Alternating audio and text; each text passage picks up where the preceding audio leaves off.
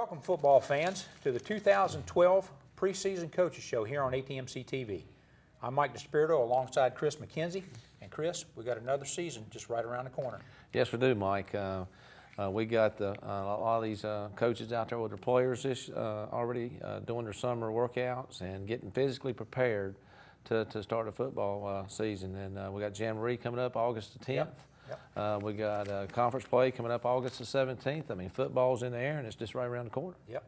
And today we're going to have the opportunity to interview 4 of the county's 4 coaches in the Waccamaw Conference. Yep. And so it should be an exciting time for us. It is, Mike. And, you know, we got some new coaches coming into the Waccamaw Conference. I think we have 4 new coaches coming in. So got a lot of new faces as far as that concern coming into the Waccamaw Conference. So it's you know, it's an exciting time of the year because all the losing records and even all the winning records and the playoffs and the success of last year goes out the window. Yeah. Everybody's on an even keel, win and loss column. Yep. It's all even. So, you know, a lot of excitement. You know, a lot of kids are out there putting some, you know, sort of digging the ditches and the trenches right now to get prepared for this season. So it's an exciting time. Yeah.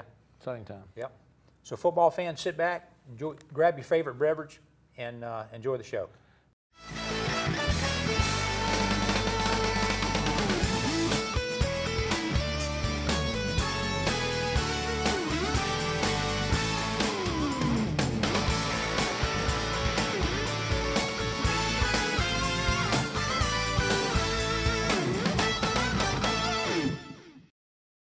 Welcome, football fans. We are here with Coach Jimmy Fletcher, head coach of the West Brunswick Trojans. And Coach, we appreciate your time coming out this afternoon and just talking a little football with us. Thanks a lot for having me. Our pleasure. Had an opportunity to look at some of the practices this past week, and it seems like the intensity level's up, both with the coaching staff and with the players this year. You know, I think so. I think that was one of our goals going into the summer. You know, we wanted to make it a little more competitive, and we've changed a lot of things. You know, we're flipping tires and carrying sandbags and having teams divided up into different groups. So it's been a good summer so far. It really has. Yeah.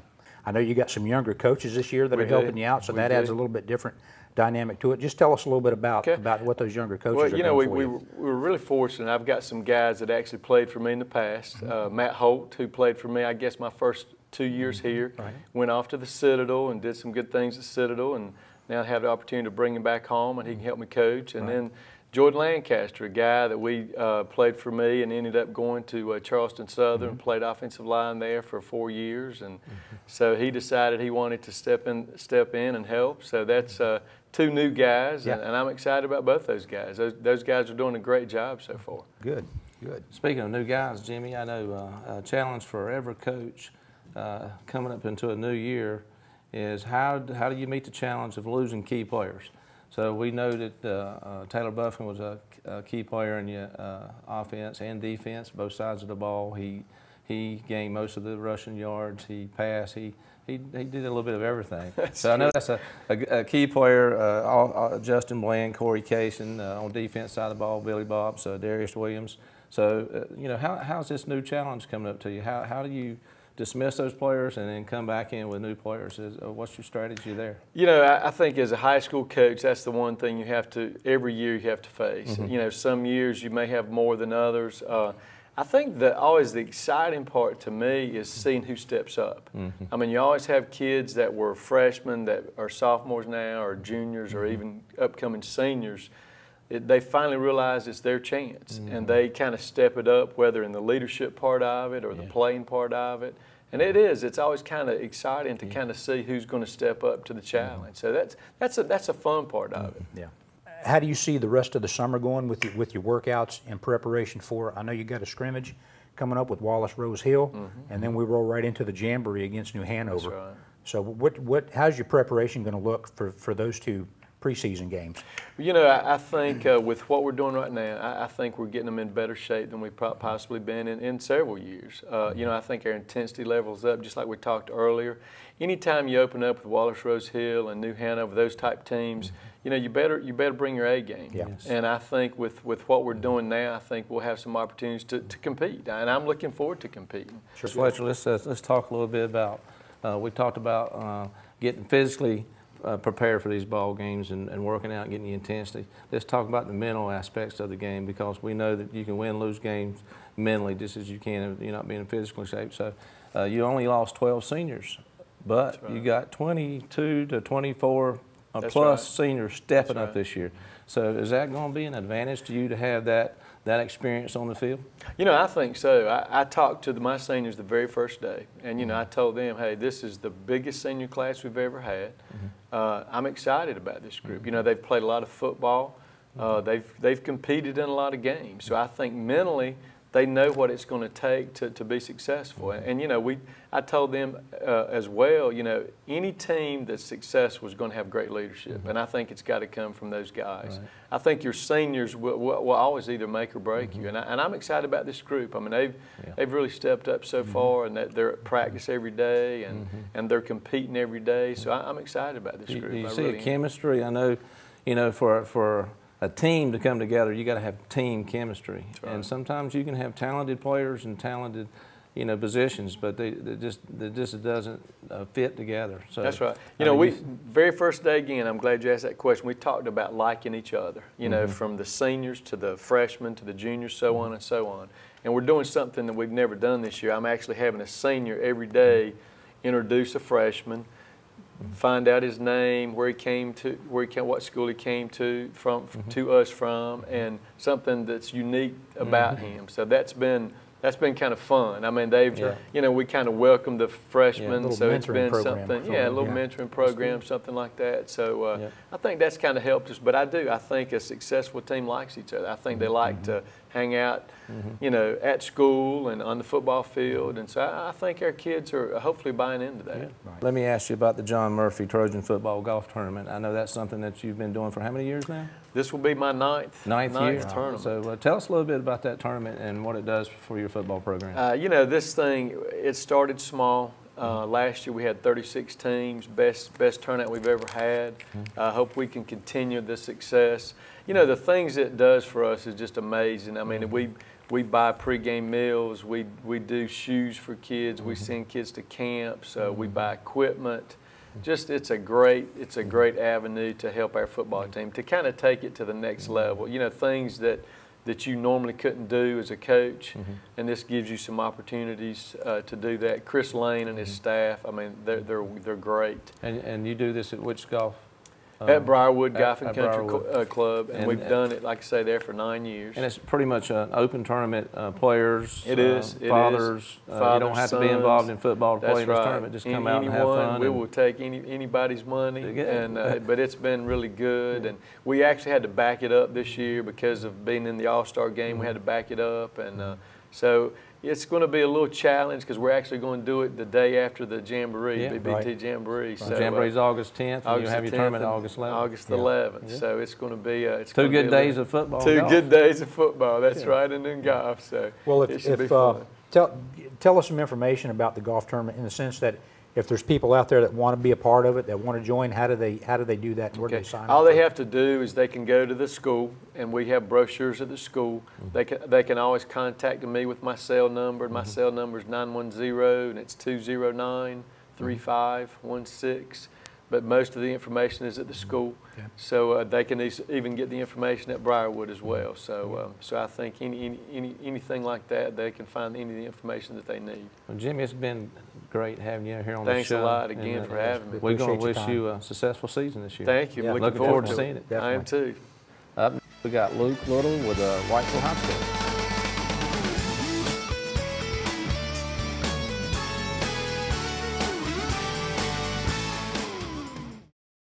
Welcome back, sports fans. We are here now with Luke Little, head coach of the Whiteville Wolfpack. And Luke, this is your first year head coaching Whiteville. Tell us a little bit about yourself and where you came from and what you're going to try to accomplish out there this year with the Wolfpack. I started my career down here in West Brunswick, which was nice. Ended up coaching for my brother-in-law, future brother-in-law, ended up being my brother-in-law, Heath Hewitt. Then I went back to Whiteville for a year, and then went on to Stanley County at South Stanley High School for 5 years. You had a fairly decent record over there in the sense that I think you took you took that team at least 4 of the 5 years to deeper into the playoffs, at least the second round of the playoffs. So we had a good time there. A small school, right? But we did make the playoffs. We made playoffs every year, but we went deep 4 out of those 5 years. That's good. That's good. Now you've started your summer workouts like I guess like all the other teams have. How does that seem to be going as far as your strengthening, your conditioning, and getting prepared physically for playing this season? It's going good. I got here in January and hit the floor running. I've been impressed. We're not quite as strong as I'd like to be, but we're also young. We're not going to have but about 10 seniors. Wow. But they've done everything I've asked. They've showed up. They showed up all spring. We've had about 90 at workouts every morning, Monday through Thursday. Good. So I can't ask for any more from the kids. Right. Right.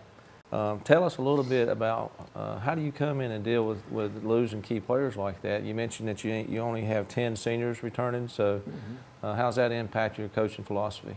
I really didn't have any opinions of any of them before because I wasn't here last year.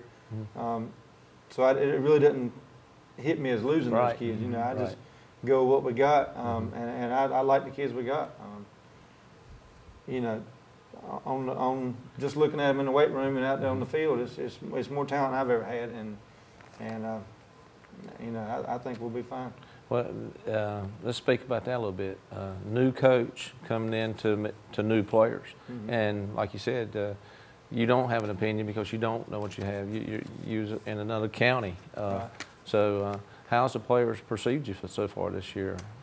Do they look at it as, hey, this is a new beginning, positive aspect that we can start and clean the slate off, so to speak, and start over? I know last year I think it was a 3-7 record. So I mean, how do you build a player's confidence up? You being new and wiping away that losing record of 3-7. Right.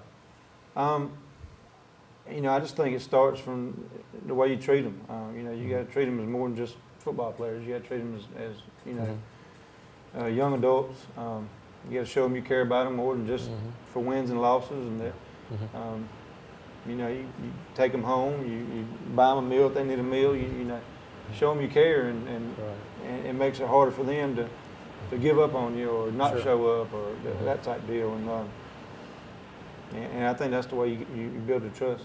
Well, in preparation, Coach, for the season, I know you've got you're playing in the Jamboree, playing Hoggard in the Jamboree, and what do you have coming up before that as far as your preseason? You got some scrimmages coming up, getting ready to prepare for that. Tell us a little bit about that. Well, we've already had one 7-on-7 this summer at Wilmington. We got another one the week after the 4th, and then we got 4 teams: Red Springs, Southern Lee, West Bladen, and Clinton coming to our place on the 8th, August 8th, for a scrimmage, and then of course the Jamboree on the 10th. Right.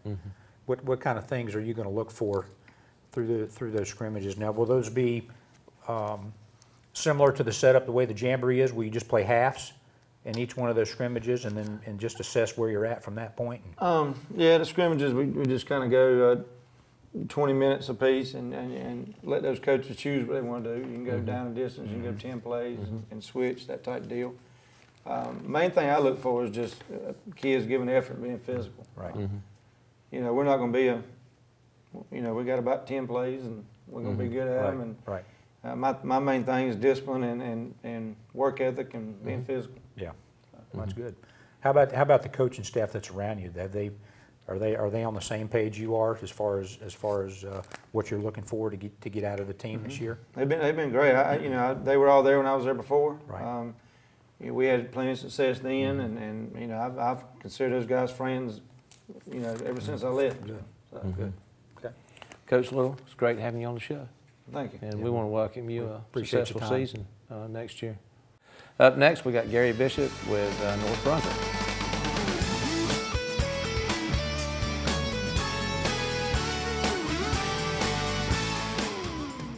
Well, welcome back. We are here with Garry Bishop, head coach of the North Brunswick Scorpions. Garry, appreciate your time this afternoon coming out and talking with us. My pleasure. You've started your summer workouts like the other Yes, school have. How are those going for you? They're going really well. Been real pleased with it. We're averaging probably 55 to 60 kids. About all of our key players are there, and some new JV kids that are coming in are also there learning the system and learning how to lift weights properly. Right. So we lift for about an hour and a half and then go out for about an hour and a half on the field and do drills and stuff like that. Okay, well, that's good. Tell us a little bit about your preparation, game preparation, getting these guys physically prepared to play 4 quarters. And right, well, that's why you have your summer workouts mainly. And we do conditioning drills as well to try to start them getting in shape, because that comes quick. Yeah. The first scrimmage game is early August, so they're not going to be getting in shape. If you start them August, they're not going to be in shape for August 8th. So we try to do a lot of conditioning, and we do a lot of running. And when we run our plays, we make sure we get running involved in there too, and then we end up with some sprints and some footwork drills, some bag drills. And that helps them, but they also need to be doing a little bit on their own. Sure. We tell them they need to work and don't just think what you're doing here is going to be enough to try to do a little bit on your own. Right. Let's talk, Gary, a little bit about some players here. I got a returning player, a key player for you, is Jacob Shoemate. Shoemake. And he was your quarterback last year. That's right. Tell us how that's going to come in and play. It's going to go good. He's Jacob's a good passer and got good command of the offense. We look forward to big things out of him this year, as being a leader on the field with us as well. But we also got a couple other guys that can play, that can push him. We got Emil Tillman, which is a junior quarterback that can runs the option real well, and can throw the ball well too. So we got a sophomore, which will be Shelton Perkins, which is a great athlete that can also possibly be on the varsity and push those 2 guys. Tell us, Coach, how important is that for your sophomores and your juniors that's last year stepping up? I know you're losing Jerron Smyer, the running back, I think. Last year he had, 10 TDs, carried the ball almost 13 yards per carry. That's pretty good stats, pretty good key player. 20-something touchdowns. Okay, 20-something touchdowns. He was area player of the year. Had a great year for us. And number 33, Travis Oliver, you're losing him. Riley Spivey, I think, tight end, had a solid year for you. Right. Tell us a little bit of your philosophy. You're losing some of these, and I know this is a challenge for every high school coach, to lose a group of guys that you depended on, had a little bit of confidence in them. Tell us a little bit about your philosophy in bringing these guys up that maybe didn't get the playing time that they got, that they wanted last year, but they got to step up into the shoes. Tell us. It's a good question. That's every coach's, one of the things that they have to be prepared for to work with. And you got to have a good JV program. And and if those kids are learning the same system, which they are, most everybody does that. Yep. Right. And you got good coaching down there. We divide our coaches up, but our coaches know exactly what we're doing. So once they come up to the varsity level, they already know the schemes. So now you just got to get them prepared mentally and physically, and get them in the weight room where they can handle the varsity play, which is a lot more it's a lot more physical than JV, of course. So. And then also having, like I told you earlier, having some sophomores play on your varsity. We had 7 sophomores that got quality playing time.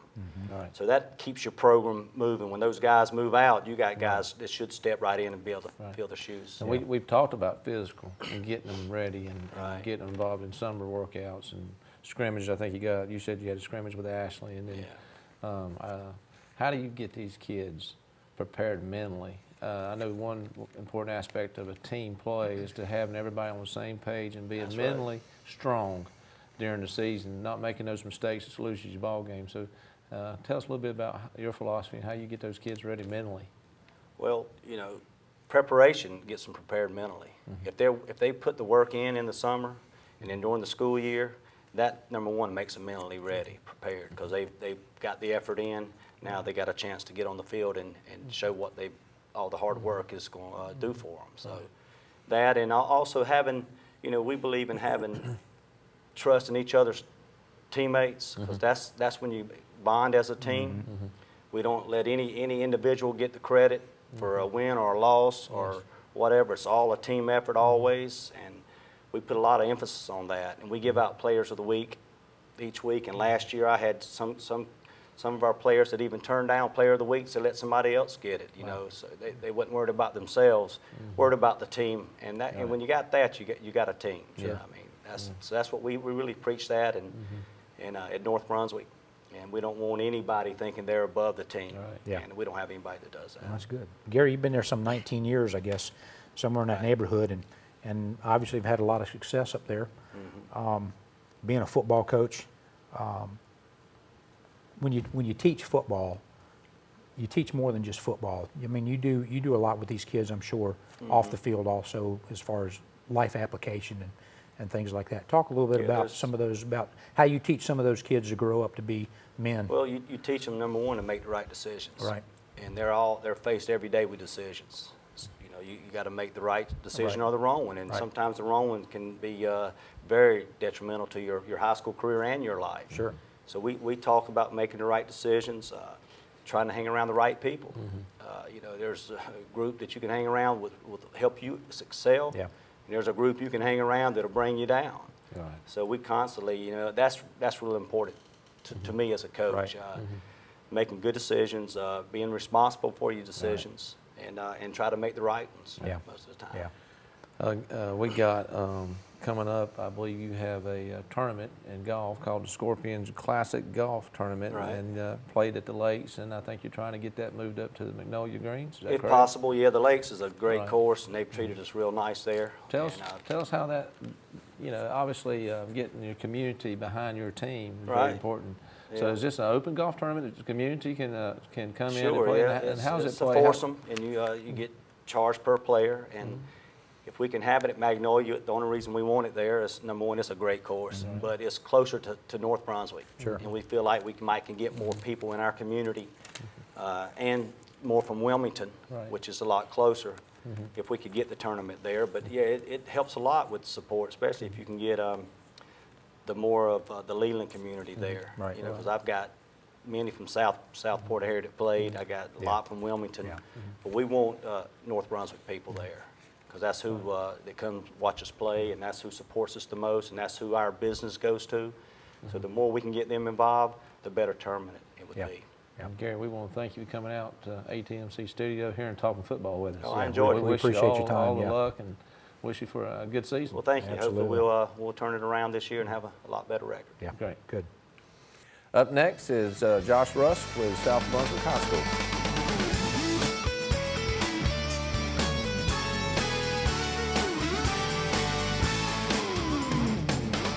Welcome back. Now we're here with Josh Rusk, the new head coach of the South Brunswick Cougars. Josh, welcome. Thanks for spending some time with us this afternoon and just talking a little football. Thank you for having me. You're in your summer workouts as the other coaches are. How do those seem to be coming along this far with preparation for your first game? You know, we've had a good turnout. We've had 45 to 55 kids every day. A good mixture of returning players and, you know, upcoming freshmen and sophomores that possibly didn't play last year. We've been working hard, going for 2 hours a day, lifting for an hour, and then going outside and doing conditioning drills. And they've been working hard and upbeat, so it's been a good week. That's good. When do you really start working on the play aspect of the team? What we've done traditionally in the past and what we're going to do this year is, you know, we'll focus just mainly on weightlifting and conditioning until about that week before actual practice starts on July 30th.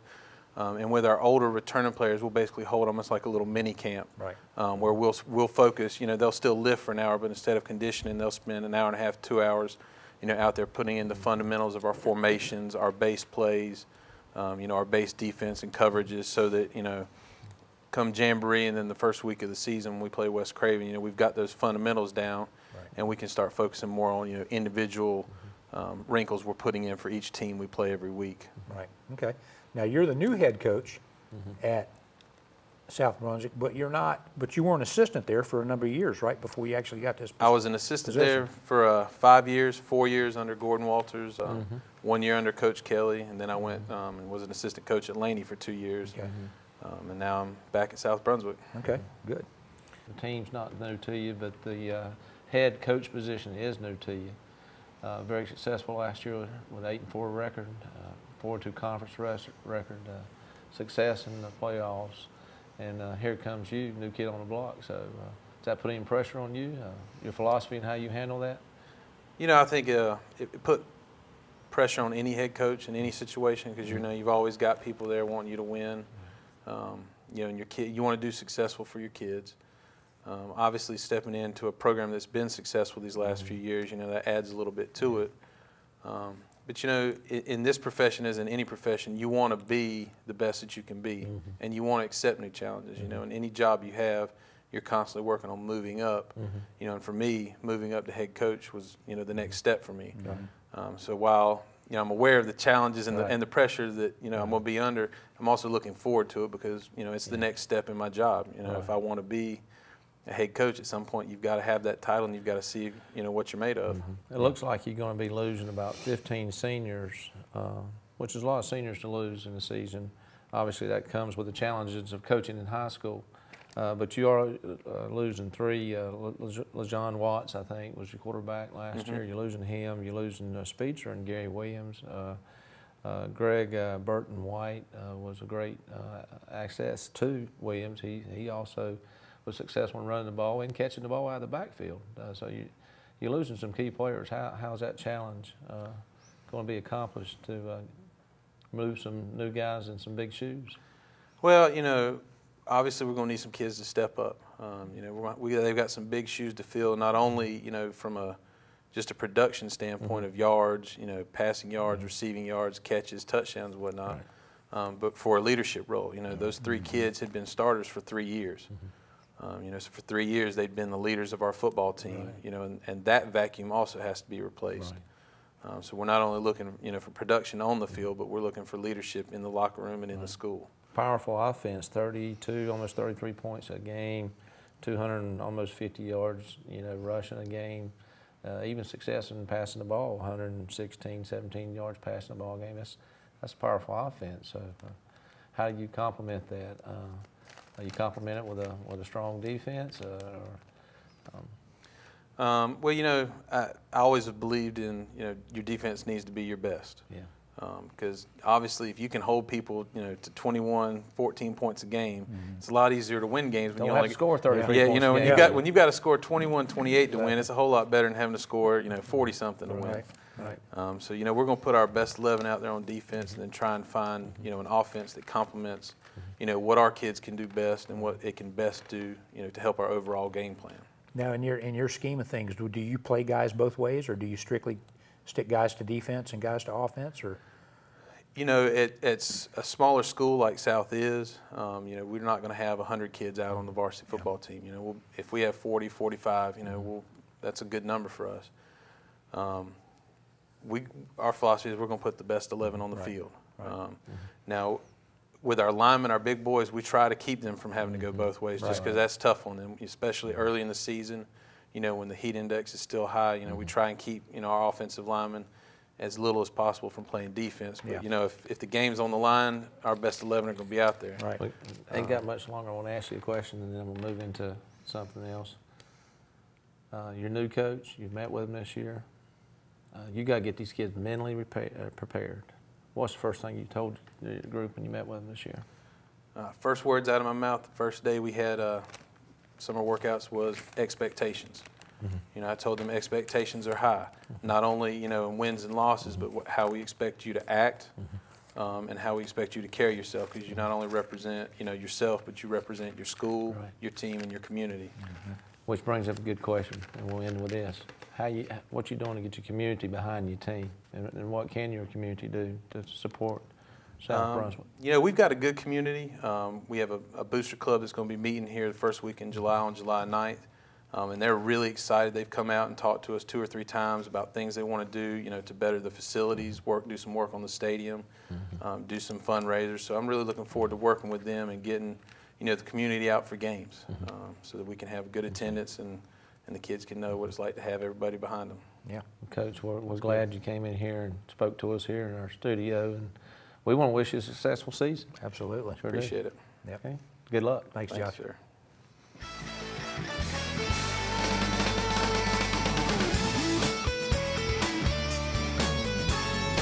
Chris, we heard from 4 different coaches today.